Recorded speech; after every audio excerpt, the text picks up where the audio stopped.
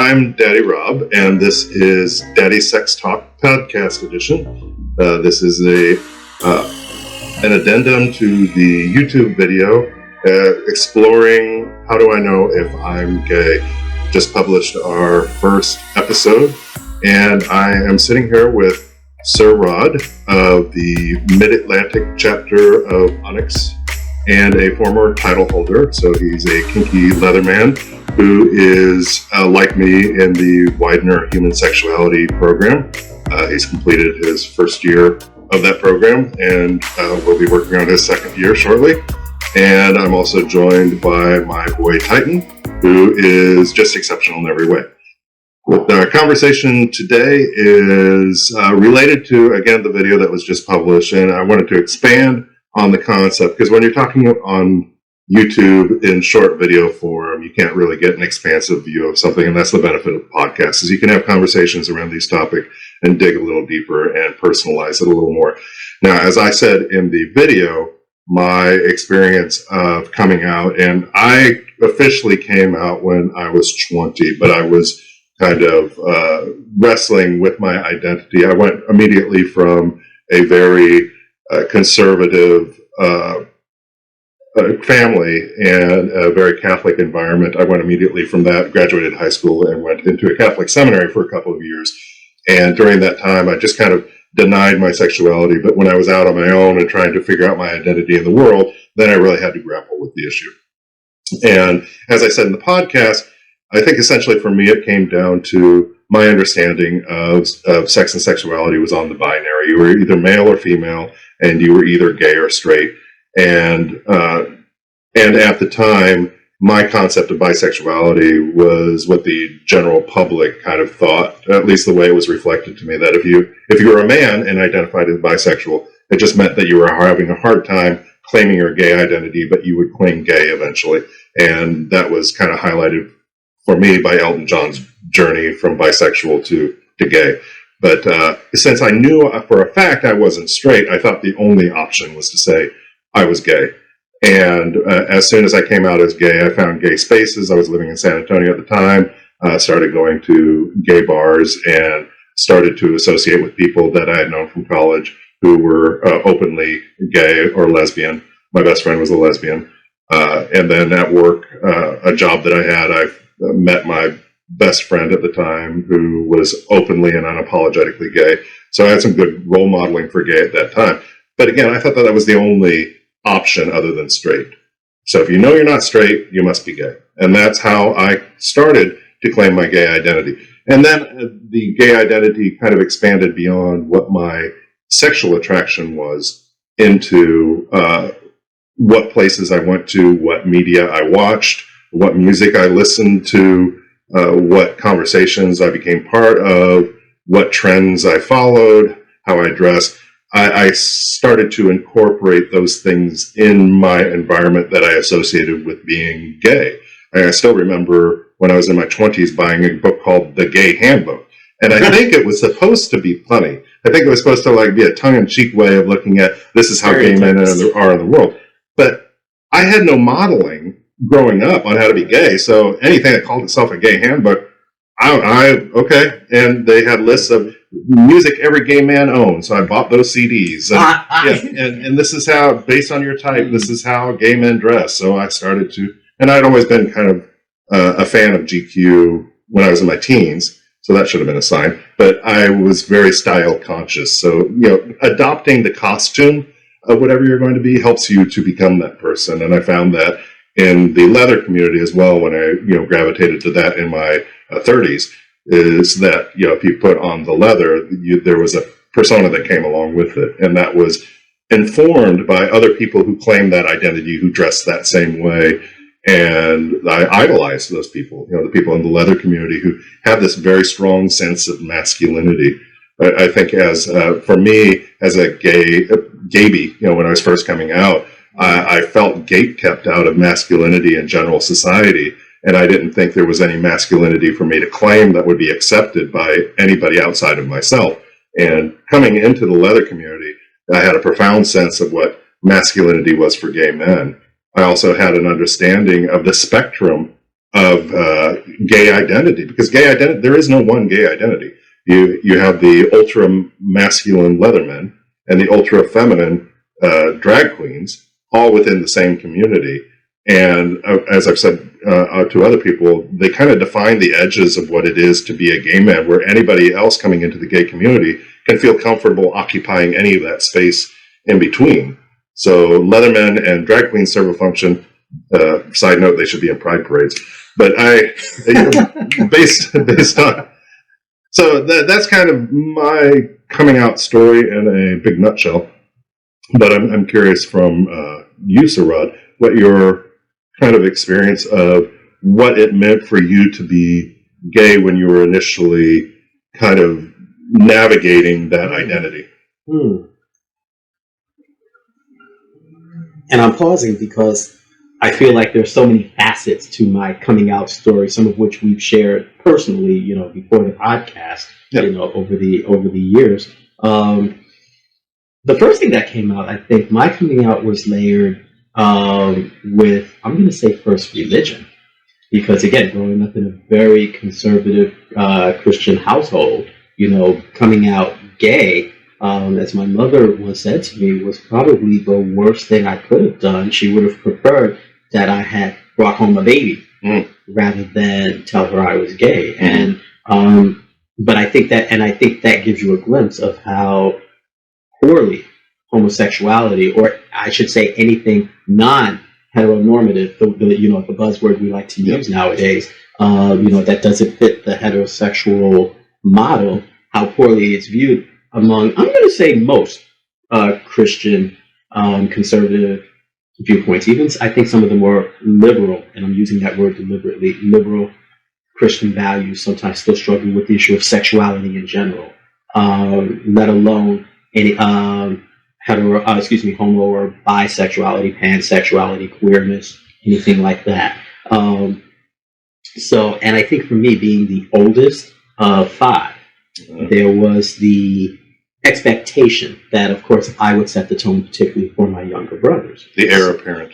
The heir apparent, the heir presumptive, all of that. And I think because both of my parents were the eldest in their families, it was also kind of reinforced. But anyway, just gay was something you just were not. So for me, and I think I want to bring that up because I'm thinking about it just recently, as a matter of fact. My coming out was traumatic. I remember 15 years old, trying to pray the gay away. Literally. 15 years old, breaking out in a cold sweat, asking God to take it away from me, take it away from me, take it away from me. And it finally took me till I was, I think, 17 or 18 to say, okay, God, look, clearly the feelings aren't going away. So therefore, either you take these away from me or you find a way, you give me a way for me to accept and really embrace and be comfortable with being gay, because I was tired of struggling. And the reason why I'm kind of pausing is because another layer has been the whole thing for me over the years of bisexuality. I've always idolized and idealized bisexuality. And yet, as a gay boy, I couldn't understand what my fascination was with bisexuality. What I've come to understand over the years, I'm now in my 50s, I'm turning 54 next month, is that I think there's always been a part of me that understood that I never really fully 100% fit what we think of as gay. Because, not only because I had attractions to women, but there was always a part of me that wanted to explore that. I used to go through most of my life saying, if I never ever had sex with a woman, I'd be okay, but I could never fathom the idea of never having sex with a man. And Amen. and it's my truth, and it's my truth. However, where I've grown, and I do think this is growth, to say what's wrong with my attraction to women, what's wrong with the idea of me exploring intimacy, sexual and kink, in other words, with women. And why was it took me turning 50 when I've said to myself, you know what? I need to give myself permission. And I think this is where Onyx comes in for me, and just being in the leathering community specifically. The motto, it was and I'm going to say this, it was the motto initially of the Onyx Mid-Atlantic chapter. That became the motto for Onyx as a whole: educate, explore, and empower. And it's very interesting, having been the chapter's first president and then having been one of their pledge masters, that for people coming in, this was a motto.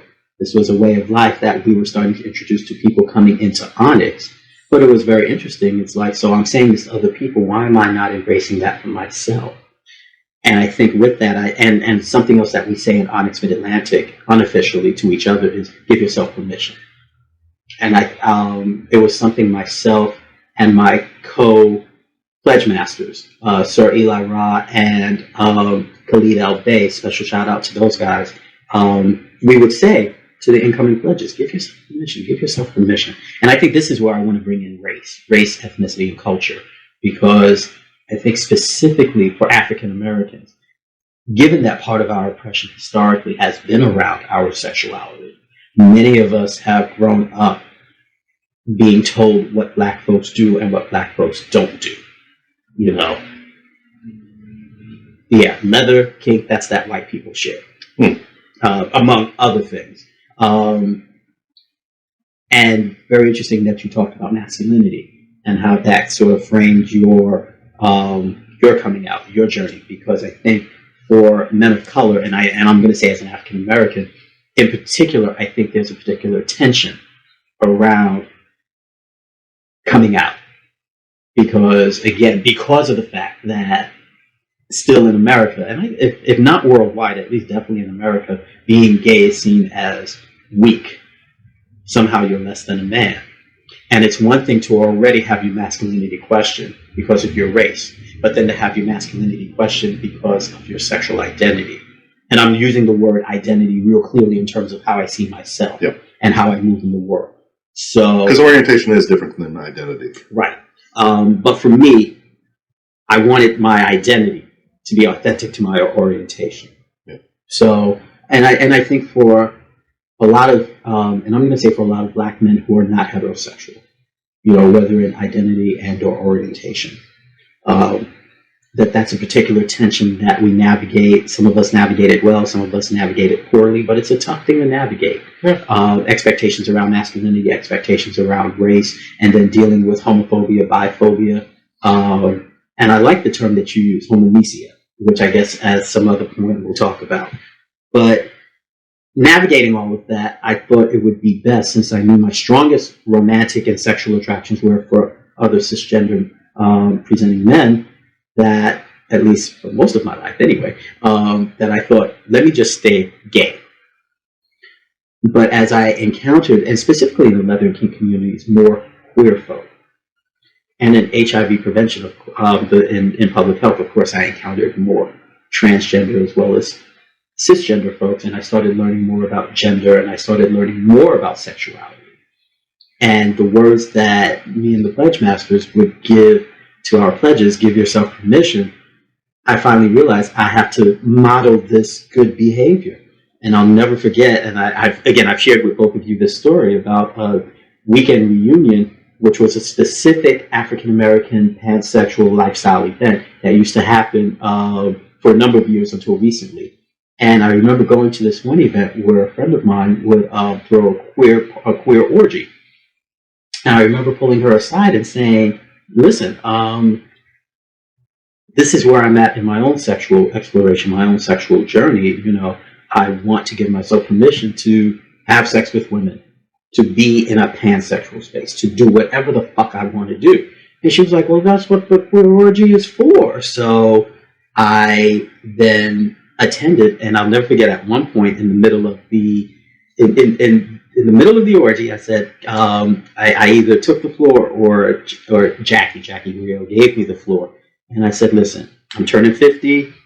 I want to do some things I have never done before. And one of the things I want to do is eat some pussy. Is there anyone I can do this with? And there was this lovely, sexy sister who was just like, I It was enjoyable for both of us. And it just felt like after that moment, that night, it's the same way I felt the first time I had sex. It was like mind blown. It was like everything that, and ironically, the first time I smoked marijuana, same thing, mind blown. It was like all the constrictions that I had put around myself literally went boom, just like not just fell away, exploded away. And I had a great time that night. It's interesting when you're talking about your coming out process, that it was something that you were prepared to have gone through your life without experiencing. Yeah. So, and I think that goes parallels with what I was talking about. That there's this understanding of what it was to be a gay person. Once you claim that identity, then there were things that you were going to be cut off from for the rest of your life. And I appreciate your calling out your identity markers, because I think it does make a difference in this conversation. We're all about the same age. I think that there probably is a difference for the information that was available to us at the time that we were processing through our sexual identities. And I don't know. I think that there's probably still a lot of younger people in this world hitting that point who don't have access to the information or are living still in environments. It is an unfortunate reality that almost all gay youth are raised by heterosexual people in heteronormative environments. I think that there's a degree of education that heterosexual parents may have and willingness to kind of present options. But my fear or my belief is that the dominant number of heteronormative parents raising children are assuming that all of their children will follow in their footsteps. And that information still seems kind of scary for a lot of youth to navigate. But I also wanted to point out, you identified yourself as an African American male. I think it's worth also noting, for those that don't know, all of us, that I and Boy Titan are both white, so that there's a bit of a difference in experience as in masculinity. That culturally different people view masculinity differently. People view the acceptance of gay differently. We can delude ourselves into thinking we've come so far and that America is more gay friendly than it ever has been. But we told ourselves the same thing about race a few years ago, and that has not proven to be true either. Yeah, and some of my thoughts around that, I think with the rise of Trump, first with the election of Obama and then the election of Trump, I think I view it differently. We have not come a long way when it comes to race at all. And I think, like I said, the reactions on the cultural and political landscape to Obama's election, his 8 years, and then the 4 years of Trump showed us how deeply racism is embedded in the society. Oh, yeah. I do think, however, that sexually we've come a ways. We've definitely come a ways. I think in some ways we're scratching surfaces. I think we're coming. I think we've come a long way as a society, even in the 50 plus years I've been on this planet. There's conversations that, for example, I've talked a lot with you about my relationship with my dad. And in many ways, even in my 50s, I'm still a daddy's boy. I still am. And one time he said to me, he looks in amazement at my life, that of my best friend and roommate, and some of our friends and colleagues. And he's just like, y'all are living your lives openly and in ways that for his generation and beyond would have been unfathomable. He is amazed. And that to me says there has been movement, there has been growth. But I don't think there's been enough, because and I was really struck by your statement about, how do we raise kids, particularly kids who are not heterosexual in any way, shape, or form, who may be questioning, who may know they're queer. And as you know, from my own self, I've added queer to my own sexual identity to kind of expand. But then how do people know and give themselves permission, particularly as straight parents?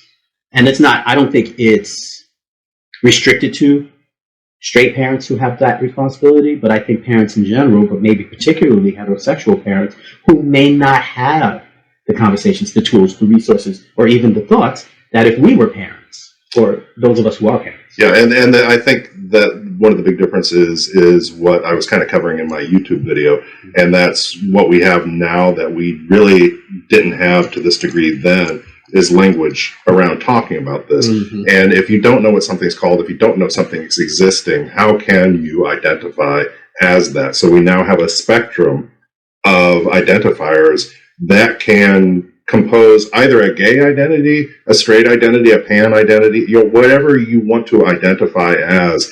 I think it becomes more and more incumbent upon individuals to kind of explore what the meaning of that word is. I mean, at one point, gay just meant not straight. Now, gay can mean a number of things, and a lot of it has nothing to do with sexual activities. At one point, and still, I think a lot of people pair like anal sex with gay. Yeah. But we know people who identify as straight who enjoy anal sex with their female partners. And if they do have anal sex with male partners, it's not because they're attracted to the male form or want to have sex with the male. It's because that male can provide them anal stimulation that other people cannot. But I question that only because when I've been asked, am I straight, am I gay, am I bi? For me, the marker has been when you think about receiving or giving and receiving sexual pleasure, to whom do you imagine and enjoy getting it from? So for me, because pegging is a thing, when I hear of a straight guy wanting to, and in fact, I'm thinking of two straight men in particular at the same event I was telling you about, who enjoyed getting pegged, and was very clear they wanted to receive that from a woman because that's where their orientations were. The idea of a man doing it was not, didn't float their boat, and I know for myself, the idea of getting pegged by a woman, even though mentally it might be intriguing, am I going to rush to get that done? Probably not. I like the idea that guys come with an automatic pegging equipment that, and I do too, that I can, and enjoy that energy. I also don't want to seem naive to say that there's, let me rephrase that. There's a reason why guys don't identify as gay or bisexual or even questioning, because homophobia, biphobia is real, in terms of whether you're talking about social isolation, whether you're talking about even physical violence that might come of it, depending where you work, people may still lose jobs over it. So let's not act like, and I'm focusing right now my conversation on men because this is the focus for this podcast.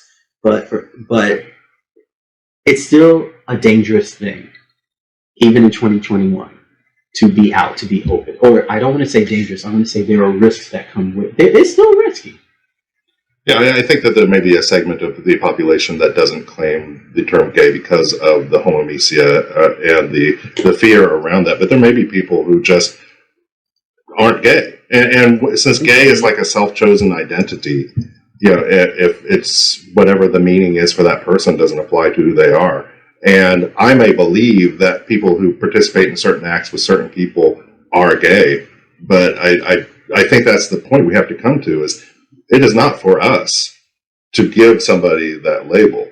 You can say, I think they might be gay, but to say that they are without them identifying as such is, I think for me, it's become a step too far. But I don't want to go too far into this without allowing Titan. I'm going to circle back to the initial question of that initial journey into adopting a gay identity, because the three of us have, at one point, for some of us it may have evolved, but initially we all chose a gay identity, and probably about the same age. I don't know when you did. I said I was 20 when I officially adopted it, but 18. Which would have put you in what time ranges? What decades are you talking about? It would have been 89, 90. Okay. So right at the end of the 80s, beginning of the 90s, at the height of the HIV pandemic. Late 80s, because I had graduated high school and was going into college, so we're talking 85 was when I officially embraced it. Yeah. For my history, I started considering myself gay quite a bit earlier than either of the two of you. I also am 54, so I was a child of the period, or I found my identity around the 1980s range. But I first started noticing that I was different from other young males, other boys that I knew, when a friend and I used to sneak adult magazines off of a store shelf and find ways to peer at them.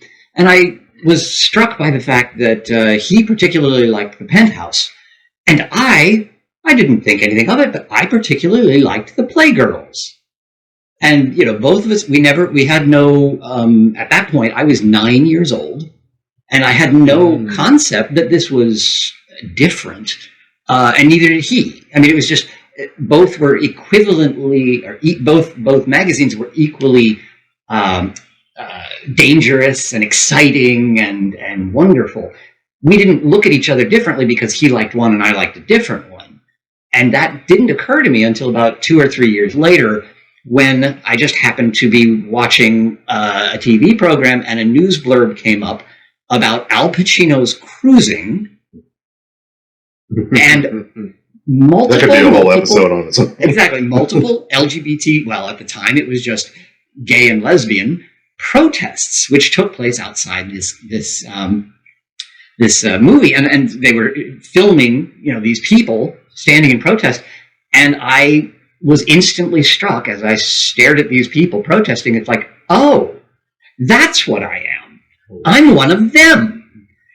And because I went through most of my childhood feeling very much like I had to defend myself, that anything I was or chose to be, I had to protect. I had my back against the wall, kind of thing. That's kind of the way I lived my life. I always felt that way. As soon as I recognized a kinship with these men and women, whose image was on the television, here I am 11 years old, I saw that and I went, okay, I'm gay. I have to join that community. I leapt to gay. And for the rest of my life, I have felt very defensive about protecting my adherence to a community. So similar to what you said, Daddy Rob, about, kind of seeking out that book, How to Be Gay, that kind of thing. I sought out what is the culture of gay, what is the lifestyle of gay people, and whatever I saw, I adopted. So it was. I never questioned. Did I really care for this music singer or this artist or this kind of thing as much as, oh, that's a gay icon I need to embrace, and I naturally felt I did embrace. And I will to this day still say Cher, Madonna, Betty Davis. Yeah. These icons are intrinsic to my desire. I can't say it this way, or intrinsic to what I feel is good and important and whatever. But in part, I don't know whether I liked them and therefore fit into the gay community because of that, or I knew they were part of the gay community, part of the gay lore, and therefore I liked them. I don't know where the impetus started. Yeah, I mean, to be honest, there has still been no proof of a gay gene, but even if one did exist, I don't know if it's naturally pulling people towards Barbra Streisand. No. There is something to be said for the gay identity being externally defined. We find out what it is, and then we decide whether or not we like those things. And some of the things actually do become a litmus test in the gay community. And I can't list all of them at the moment because I didn't know we would be going down this road. But there are things that, as a gay person, if you declare an affinity for it, well, I guess one of the things would be right conservative views are a little more difficult to navigate in queer spaces than liberal Democrat views or liberal left views.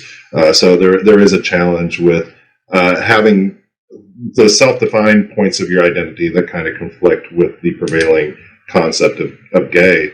And I was thinking when you're talking about the use of gay as a pejorative in schoolyards and how that kind of helps to understand why there is such a resistance for moving into that identity. It is declared as something that is unmanly, is something that is something to be ashamed of, and that's constantly reinforced in those male spaces. And there is gatekeeping around masculinity. We're born into masculinity. If we are born with a penis, there is an assumption that on a genetic level we're somehow superior to women and have more power than they do because of that. But there comes a certain age where then we have to start proving our masculinity, and it's something we have to prove on a regular basis. And the moment we show society that there is something that we have that is in conflict with masculinity, then we start being seen as an outsider, and we have to find another tribe to protect us because that tribe we came from isn't going to do it anymore.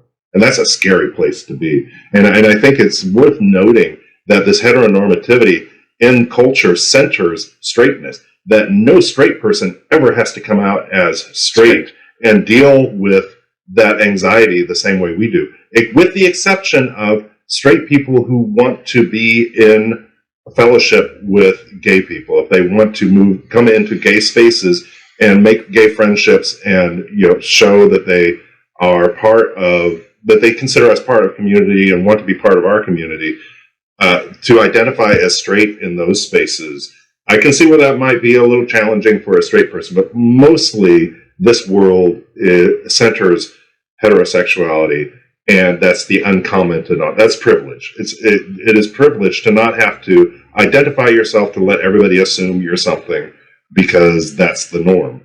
And to break that norm is an act of bravery. It is I admire every single LGBT plus person who publicly identifies as that identity in this day and age. There may be a time in the future where that's not as big of a risk, but it's still a risk, particularly for people with their families of origins, when there's a fear that they are going to be turned away with their friends that they've developed up to that point that they won't understand. It is a huge risk to claim an identity that differs from the norm.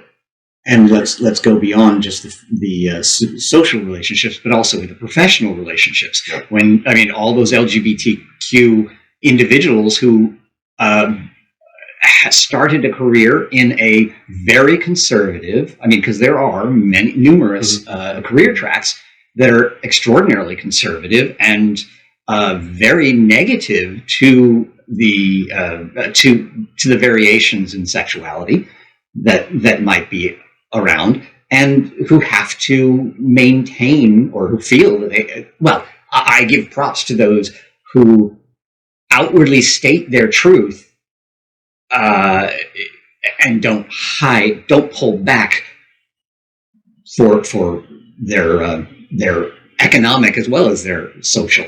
Yeah, and this might be a good time to tell the children, because this is something that everybody is a little confused about. Once we got gay marriage or marriage equality, I hate that I keep calling it gay marriage. I keep going to that, but there is no gay marriage. It's marriage equality. Once we got marriage equality, that didn't make everything okay. There are still many states that don't offer protection for housing and employment, and that you can lose your job, you can lose your house, you can lose your children in certain areas by being out. So we are nowhere near the end of that whole civil rights. Yes, I believe it's at least 23 states in which you can be fired. So don't get me wrong, there's still or lose your housing because of being who you are. Exactly.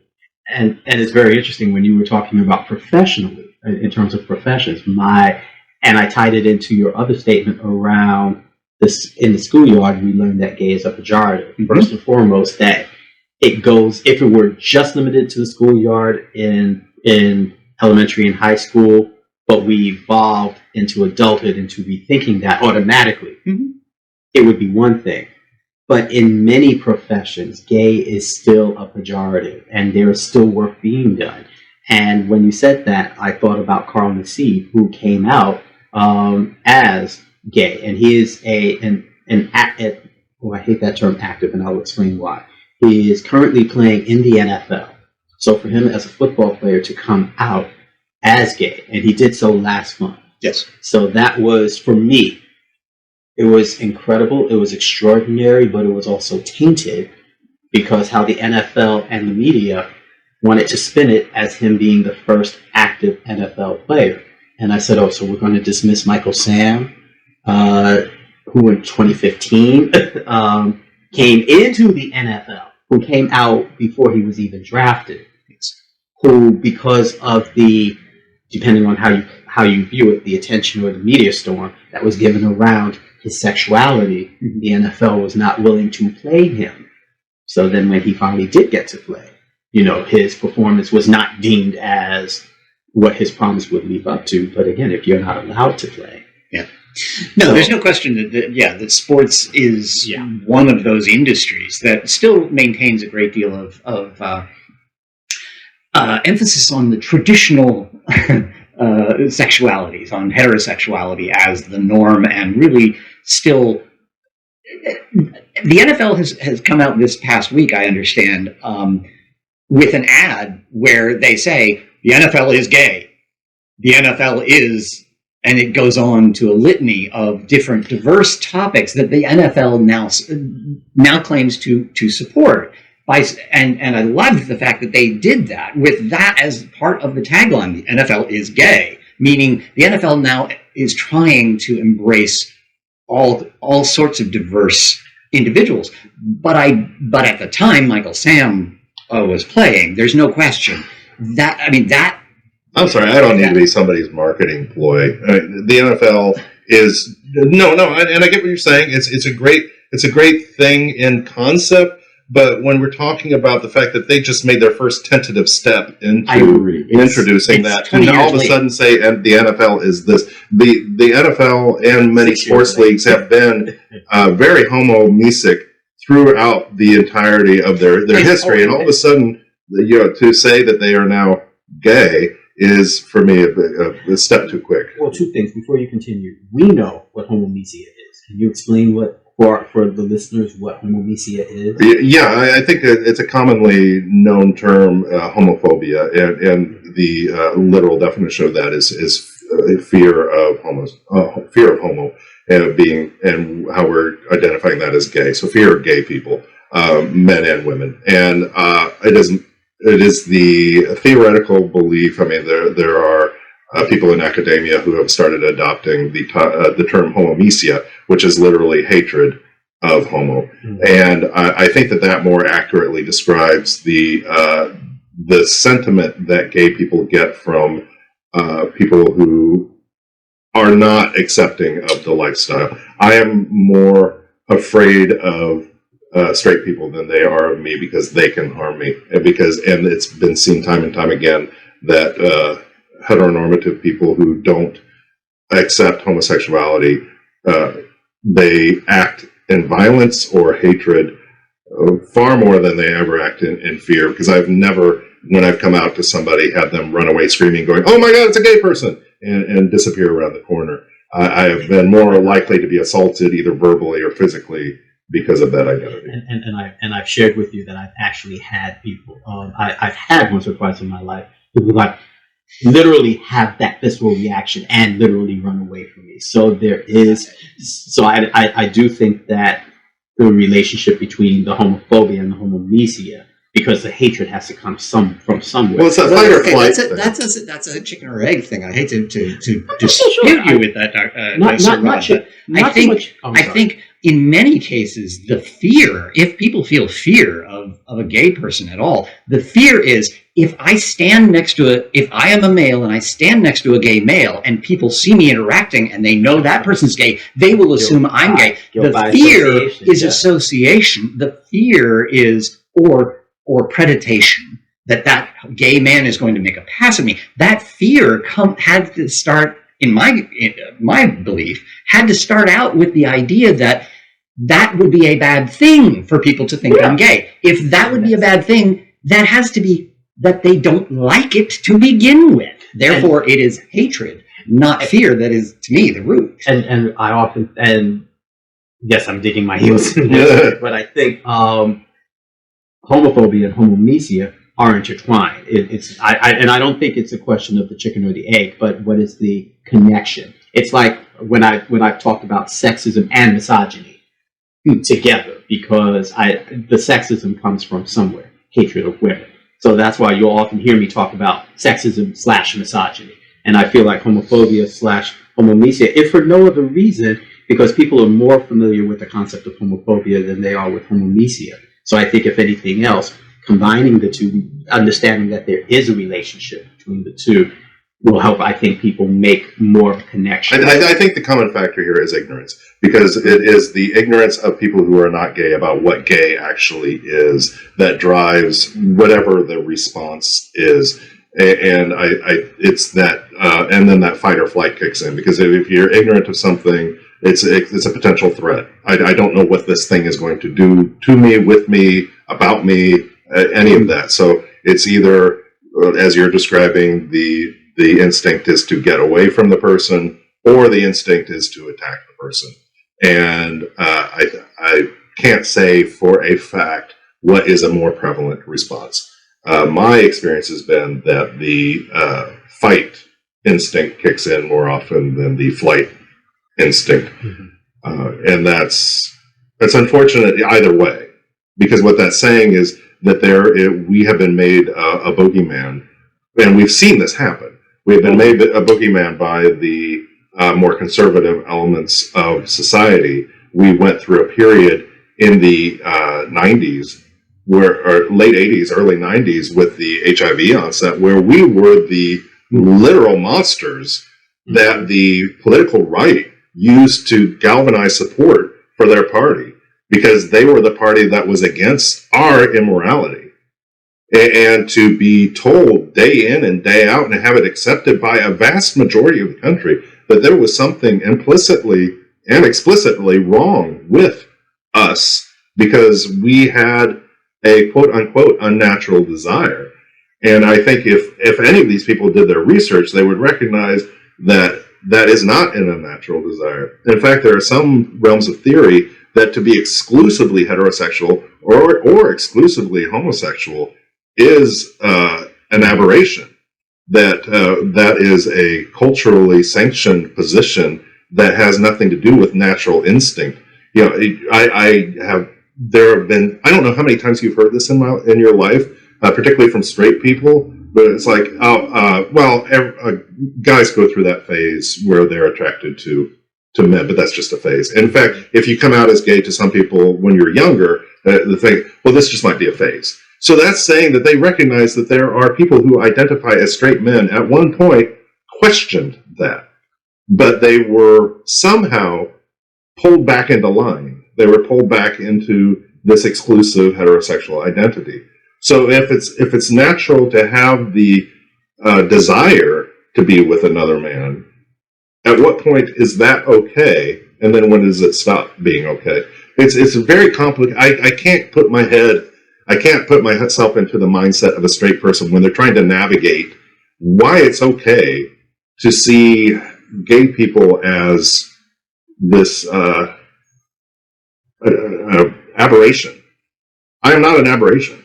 I am a fully realized person. Because that's what happens with stereotypes. I think about one of my favorite quotes is by Bell Hooks, where she talks about stereotypes in an essay, and she says, stereotypes abound when the steps to real knowing are not taken or are not allowed.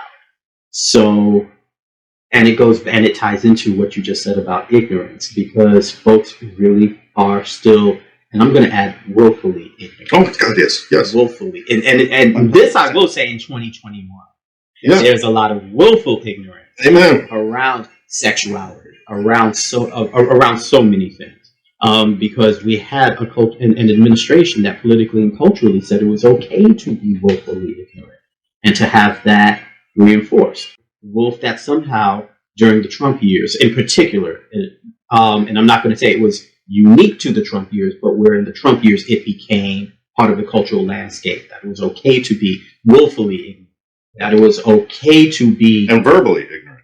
All of that. Oh, yes. Yes. And that somehow it was okay. And I think that's what set us back culturally. So many, and we have been set culturally back, and we have been even more, and we're even more divided as a society, not just around the issue of race and culture and class, but also around sexuality and sexual identity. Well, as you and stuff pointed like out, that. there's that whole push to lift up the idea of ignorance. I don't have to learn about that. The push to go back to, well, what I knew when I was a child is, and therefore it still is true, and I'm not going to learn anything more, even though science has progressed. The anti-science movement, a lot of media. I think a lot of that ties into very much what you're bringing up, which is the whole Trump era said that's okay, and you can be proud of being ignorant and not learning. Because there is a responsibility that comes with new knowledge and new information that I think a lot, particularly, and we've been talking about privilege, and I think sometimes we throw around words without really understanding what it means. Privilege saying that I can have things, I can experience things that other people do not, and not have it questioned. Yep. And so the whole thing is with information, with knowledge, with exposure to other people, then all of a sudden everything gets questioned, including privilege. And I think the push against knowledge in general, aka the anti-science movement, is about saying I do not want to have particularly my privilege or the way I have lived questioned. So and I think around bringing it back to sexuality, and I think anytime I see anyone really resistant to learning anything along the LGBTQ, what I sometimes call the alphabet, Yes. is because people don't want to be challenged. People don't want to be pushed out or even gently nudged out of comfort zones. People don't want to, and again, something when we talk about asexuality, I talk about my blind spot. That's one of them. But we all have blind spots when it comes to sex and sexuality because this is not a progressive not a sexually progressive society that we're in. You know, the fact that we're having this kind of podcast in some parts of the country, maybe even in this particular city that we're in, this could be seen as some revolutionary shit that we're doing. And part of it is, to tie it back into the original topic. Part of it is if you know better, you're supposed to do better. And if you don't know anything, then you don't have to do anything. So, if I understood if I was a straight person and understood the challenges that it is to be gay and what it was to be gay, then I would have to change my behavior towards that group and be more accepting of them. But my religion says, I shouldn't, so I just don't want to know anything about that. And I hate bringing religion into it, but that is one of the more oppressive forces that I, as a gay person, have faced throughout my life, is this kind of moralistic attitude towards an orientation, which is honestly nobody's business. And I think, and again, to tie it back into the original conversation or the original topic, is there is a huge chasm between what we think of gay is when we self-identify as it, and what the hetero cis normative culture thinks that gay is. And that discrepancy between the two is where that hate or fear comes from. It is that they have this impression of what we are, and I think of myself as a superhero. Like, gay is my superhero identity. It is that thing that I have drawn power from for the entirety of my life. And they see it as the thing that makes me the anti-hero, the villain in the piece. And I think that's why whenever I hear anyone say my sexuality is nobody's business, sometimes I want to push up against that for a few reasons. One, it becomes somebody's business if I'm attracted to you, or I want to get to know you, or I want to know how to interact with you. I'm starting to really think that the whole excuse of my sexuality is nobody's business, I think that at best that's an ideal, and at worst naive, because when I think about, again, as I'm going about in the world, I know I get annoyed if people assume that I'm straight. And I'm like, no, I'm not. So don't be surprised if you try to hook me up with your sister or your daughter, and I'm like, well, I'm more interested in your brother or your son. I agree with that. So that's number one. Number two, and I think when I do talk with parents, Because let's face it, one of the other, and I think about my own upbringing, there was a presumption that I was heterosexual. So what I was taught sexually in terms of how to navigate the world all hinged around my parents, particularly my dad, presuming that I was heterosexual. So giving me what they thought I needed to know, when the truth of the matter was what they gave me was helpful a little bit, but not really, because my energy is toward other men.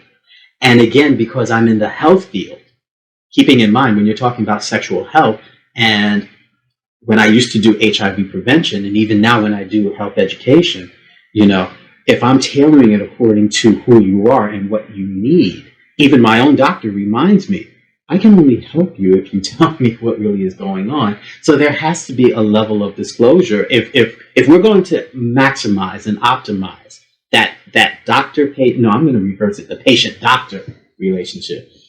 In his case, he needs to know what I'm doing sexually. So whether he needs to advise me around, not PrEP because I'm HIV positive, but around testing, around what to give me in terms of testing, he'll ask me, what have you done? Because that's going to determine the site, what type of site testing. Is it going to be anal? Is it going to be penile? Is it going to be oral/throat?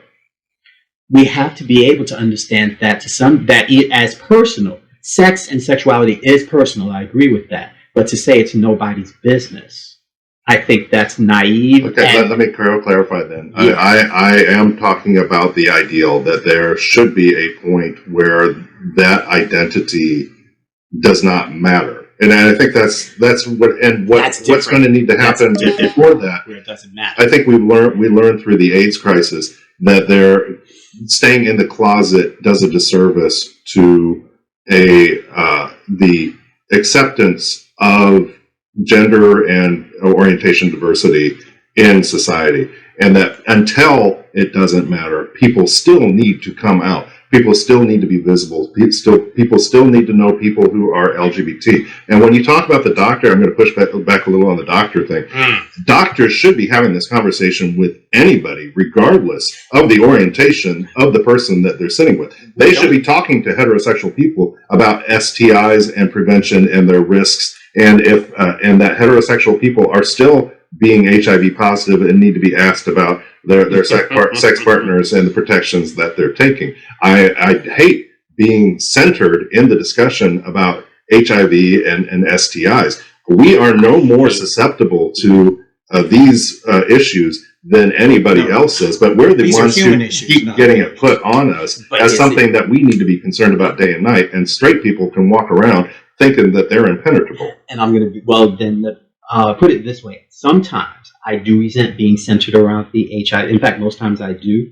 However, when you also look at the fact that Black gay men are among the, if not the most vulnerable community for new HIV cases every year, sometimes you have to ask the question, why? Where are Black women in that equation? When you look at, let me see, according to this year's, to the most latest numbers, 2018, Black men, black gay and bisexual men, Latino gay and bisexual men, white gay and bisexual men, Black heterosexual women. So when you look at women, Black women remain, and I'm using the word remain, the most vulnerable community. So at some point you have to ask why. And my saying, don't shit on me, don't shit on yourself, don't shit on anybody. It's one thing to talk about the ideal that doctors should be asking everyone, but the reality is doctors don't. And doctors and studies have shown that doctors also seem to show more of a reticence to have those conversations with Black folks, with LGBT folks, particularly with gay and bisexual men. So, and again, it goes back to what I said earlier. America is really behind when it comes to really being progressive around issues around sex and sexuality, where even around sexual health, where medical providers are still at a loss and still struggle with being able to have those healthy sexual health conversations with anyone, regardless of who shows up in their office and in their practice. There was a workshop that myself and my colleague Louis Shackelford presents called Beyond the Red Ribbon, which looks at kink and then looks at kink as an example of sex positivity and the necessity of that in healthcare. And we're slightly off topic, so I do want to kind of bring it back. But I think the reason why it was important for us as two black men, one straight and one gay, to do that is because we want to highlight together that, you know, we are behind as a society around talking about sex, sexuality, sexual identity and orientation, and sexual health, and that we need to, and we've got 3 men who identify as Leathermen who are having these conversations, and I think we are the ones to kind of and we've always been the vanguard, I think, around bringing these up, because it's still important, because in 2021, we are still a backward nation. Even last night when we were watching BBC statues, in Britain, the naked man, and again, nothing sexual about it, they were sexist as hell, but that aside, again, 3 naked men painted to represent statues is totally acceptable in Britain, but across the pond in America, we could not see anything like that on regular TV. Well, to be fair, female tits in morning newspapers has been a regular thing in Britain for a while as well. So they're just more, they're less puritanical when it comes to sex than we are. And I don't know how that impacts how they have discussions about it. But again, I think going back to the YouTube video, I think a large part of this is educating people on language around talking about it. And I think one of the, I want to start wrapping up, but one of the things I want to say is that I think this, even though this conversation has split off into different areas, I think that highlights the fact that a gay identity is not what I originally thought it was when I was coming out. A gay identity isn't just that I am not straight. A gay identity comes with all this other baggage. And a lot of that is external baggage. It's a lot of what society places on your identity as a gay man and what they think that says about you. And you have to find within yourself what that true identity is. And even if it's an identity that you claim, there are so many other identities and so many shadings of what it is to be gay. I think when you're having this conversation about with yourself of, am I gay? You really need to do your due diligence in exploring what it is to be gay and what a mantle you're taking on. Because it's no longer, when you take on that identity, it's no longer just about you. It's about every other person who claims that gay identity as well. And you are now connected to this history, and you're connected to a present, and you're connected to every issue that gay men have ever dealt with and continue to deal with. So as we talked about before, in a conversation before this, don't necessarily rush into gay.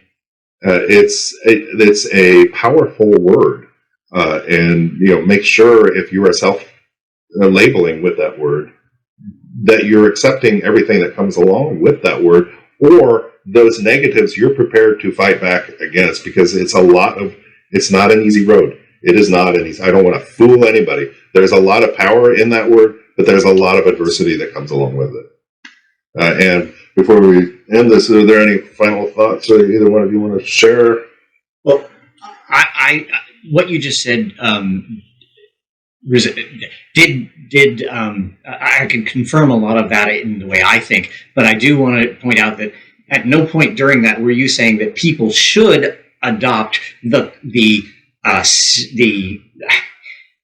socially determined concept of what a gay person is. What they have to do is decide for themselves what they feel they do and do not like about their actions, about politics, about art, about society, and feel proud of that and make that their own gay identity. They don't have to adopt a gay identity just because it's the stereotype. Right. Or it's fashionable.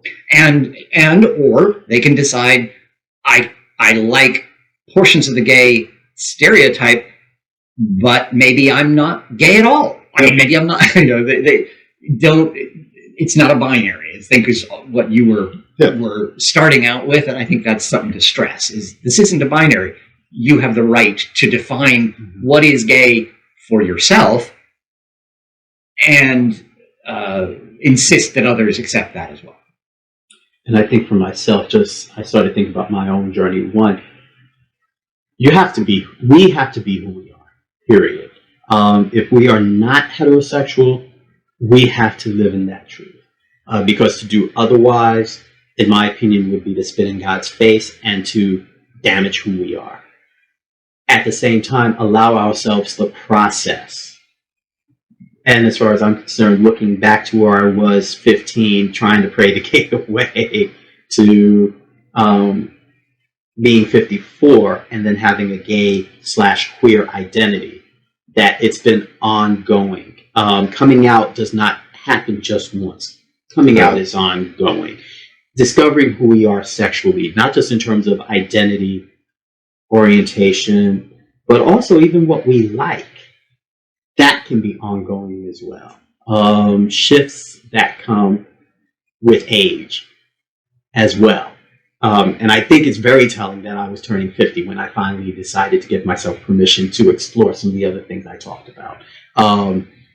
And to be gracious with ourselves because of the fact that the larger society will not be, or may or will not be, depending where we are. That we have to be gracious with ourselves and to form that tribe, that community, that social support network. Yes, around coming out, around discovering who we are as gay, bisexual, and queer men. And I think that's where I want to stop right now. Yeah, and I think ending on a very good point, that if you are somebody who has reached that point of your personal journey where you're ready to identify as gay, there are a whole community of people out there who are there to support you on the next step of that journey. And it's just, find them. But they're all over. They're in gay bars. They're on websites. They're on chat rooms. They are there, and you're not alone. And I want to thank Sir Ron for joining me along with Boyd Titan, and I think this is a great conversation. And we just scratched the surface of this whole thing. Later I'm going to get into labels and what happens when they stick and what that means for moving on. But I think this was a good starting point to get people to think about what it is to have a gay identity and the process of developing one and what the impact of that can be. So thank you both. Yeah. Thank you.